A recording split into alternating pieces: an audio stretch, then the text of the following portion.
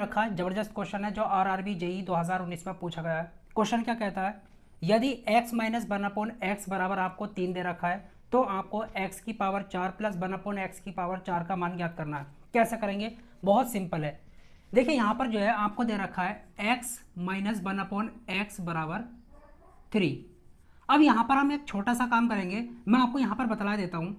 अगर आप x square plus one upon x square निकालेंगे, हमेशा याद रखना यहाँ पर माइनस हो और पावर जो है आप डबल पर जा रहे हैं, तो आपको क्या करना होगा, पी स्क्वायर प्लस 2 करना होगा।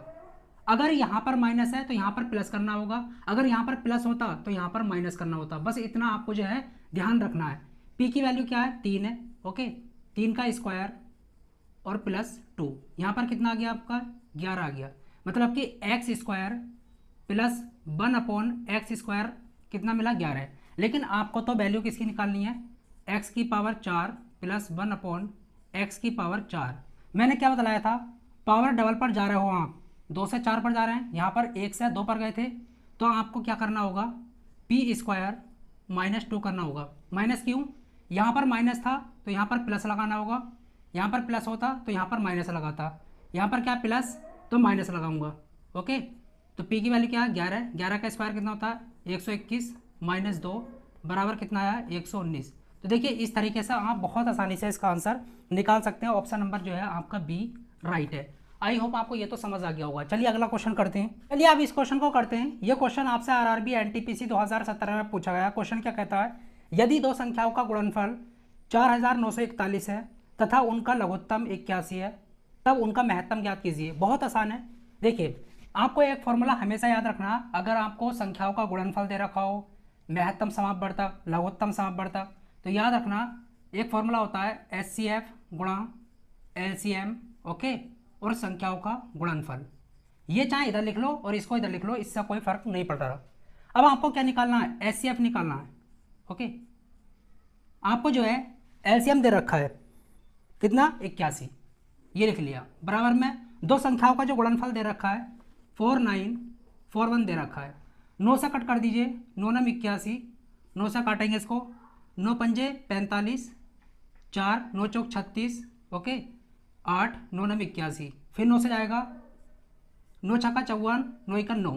तो जो आपका HCF आया वो कितना आया, वो 61 आया। तो इस तरीके से हम बहुत आसानी से इस फॉर्मूले को लगाकर जो है LCM HCF या फिर कोई एक संख्या भी निकाल सकते हैं। ऑप्शन नंबर आपका जो है डी राइट है। तो देखिए बहुत आसान है, कोई ज़्यादा बड़ी बात नहीं है, क्वेश्चन को आप बहुत आराम से कर लेंगे।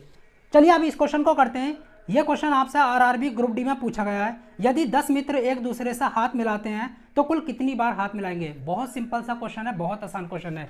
देखिए अगर हाथ मिलाने का क्वेश्चन हो तो आपको एक फॉर्मूला लगाना है, क्या, n-1 डिवाइड में 2।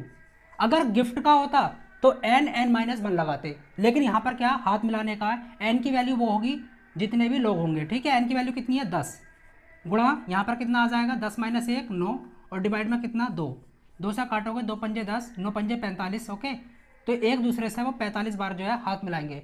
लेकिन अगर यहीं पर गिफ्ट का क्वेश्चन होता तो आप जो फॉर्मूला लगाते ये लगाते n-1, बस इतना सा। ठीक है, मतलब कि एक दूसरे को गिफ्ट दे रहे हैं तो ये फॉर्मूला लगता गिफ्ट के लिए। आई होप आपको ये चीज़ जो है समझ आ गई होगी बहुत अच्छे तरीके से।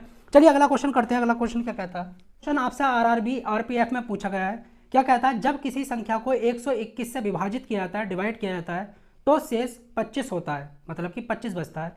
यदि उसी संख्या को 11 से विभाजित किया जाए तो शेष क्या होगा। बहुत आसान है, बच्चे यहाँ पर जो है खेल जाते हैं कि यार ये तो क्या ही पूछ लिया, खेलने की जरूरत नहीं है। आपका शेष कितना बचा, 25 बचा। ओके, किससे डिवाइड करना है, 11 से डिवाइड करना है, बस 11 से डिवाइड कर दो, आपका आंसर आ जाएगा, कुछ भी करने की जरूरत नहीं है।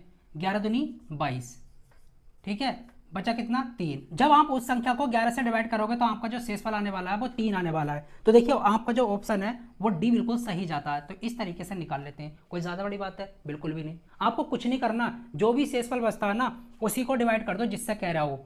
ओके, तो आपका जो है शेषफल निकल कर आ जाएगा। चलिए अब अगला क्वेश्चन करते हैं। यह आरआरबी एनटीपीसी में पूछा गया है। एक स्कूल में लड़कों और लड़कियों की संख्याओं का अनुपात 3:2 है। ओके, 3:2, ये क्या बॉयज़ और यहाँ पर ये क्या है, गर्ल है। इतना तो समझ आ गया होगा, इनका अनुपात दे रखा है, मतलब संख्याओं का अनुपात। लड़कों की संख्या लड़कियों की संख्या से 500 ज़्यादा है। ठीक है। रेशियो में कितनी ज़्यादा है, 1 ज़्यादा है, लेकिन एक्चुअल में कितनी ज़्यादा है, 500 ज़्यादा है। एक रेशियो की वैल्यू कितनी है, 500। आपसे क्वेश्चन में क्या पूछा गया है, लड़कियों की संख्या कितनी होगी। बहुत आसान है, देखिए एक रेशियो बराबर कितना है 500, तो 2 रेशियो बराबर कितना होगा, 2 से गुणा कर दो, यहाँ पर कितना आ जाएगा 1000। तो इस तरीके से जो है लड़कियों की संख्या 1000 आने वाली है। ऑप्शन कौन सा सही जाता है आपका, सी बिल्कुल सही जाता है। तो बतलाइए, कोई भी क्वेश्चन जो है आपका हार्ड नहीं है, बहुत आसान क्वेश्चन है, बहुत